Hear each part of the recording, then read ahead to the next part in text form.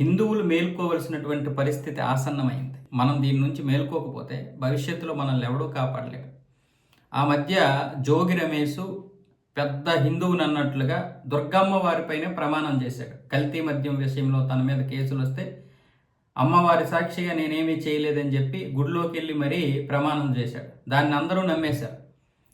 ఇప్పుడు నువ్వు నీ విశ్వాసం వేరే అయినప్పుడు నువ్వు ఈ హిందూ మతంలోకి వచ్చి దుర్గమ్మ దగ్గరికి వచ్చి ప్రమాణ స్వీకారం ఎలా చేస్తావు?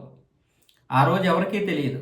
కానీ ఈరోజు ఆయన కోడలు మేఘన వచ్చి మా కుటుంబం అంతా క్రిస్టియనే, నన్ను కూడా క్రిస్టియన్గా మార్చడానికి తీవ్రంగా ప్రయత్నాలు చేస్తున్నారు, నన్ను కూడా చంపడానికి తీవ్రంగా ప్రయత్నాలు చేస్తున్నారు, 5 కోట్ల రూపాయల కట్నం మళ్ళీ తేవాలంట, ఫార్చునర్ కారు ఇవ్వాలంట, ఆడపడుచులకి అత్తమ్మకి వజ్రాల హారాలు ఇవ్వాలంట, ఇలాంటి రకరకాల దీంతో ఆమెని టార్చర్ పెట్టడమే కాకుండా హైదరాబాద్లో ఉన్నటువంటి నార్సింగ్ ఫామ్ హౌస్లో ఆవిడని చంపడానికి కూడా ప్రయత్నాలు చేశారంట మతం మారకపోతే.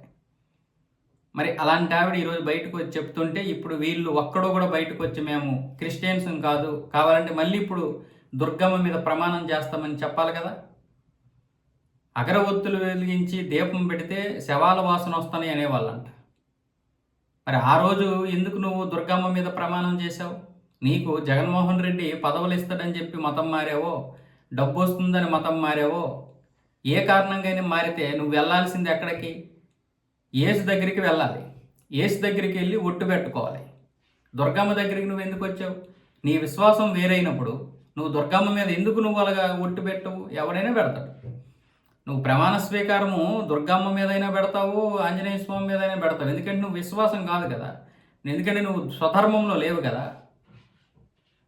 అందుకే మతం మారిన వాడు ఆ ఫాదర్ని మార్చినంటే ఈజీ, అంటే తండ్రిని మార్చినమే అని ఒక వ్యక్తి ఆటో మీద కొటేషన్ రాస్తే ఒక్కొక్కడ మండింది. వీళ్ళకి చాలామందికి మండింది.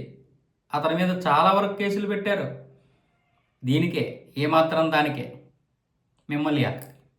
మిమ్మల్ని ఎలా పోల్చాలో కూడా అర్థం కావడం లేదు. నువ్వు ఏ ధర్మంలో ఉన్నావు? ఎక్కడికి వచ్చి ప్రమాణం చేసావు? దుర్గమ్మ మీదకి వచ్చి ప్రమాణం చేసావా? అంటే నువ్వు హిందువుల్ని మోసం చేసావు, నువ్వు అనుకున్న వారిని మోసం చేసావు. నీకు జగన్మోహన్ రెడ్డి పదవులు ఇస్తాడు అనుకుంటే వెళ్ళిపో, మారిపో.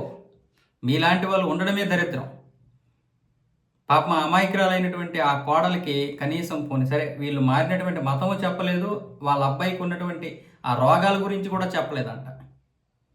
ఆ అమ్మాయి ఇప్పుడు నరకం అనుభవిస్తుంది. 5 కోట్ల రూపాయలు ఖర్చు పెట్టి వివాహం చేశారు ఆ సూర్యాపేటకు చెందినటువంటి పాపం ఆ దంపతులు, అమ్మాయి తాలూకు తల్లిదండ్రులు.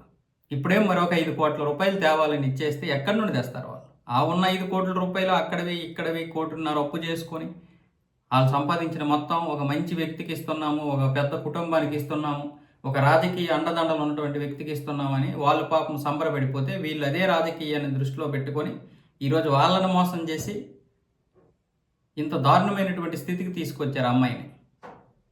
ఇప్పుడు ఇలాంటివైతే పవన్ కళ్యాణ్ చంద్రబాబు నాయుడు అబద్ధాలు చెప్పించలేరు కదా వాళ్ళ కోడళ్ళ చేత, వాళ్ళ జీవితాలు వాళ్ళు నాశనం చేసుకోరు కదా.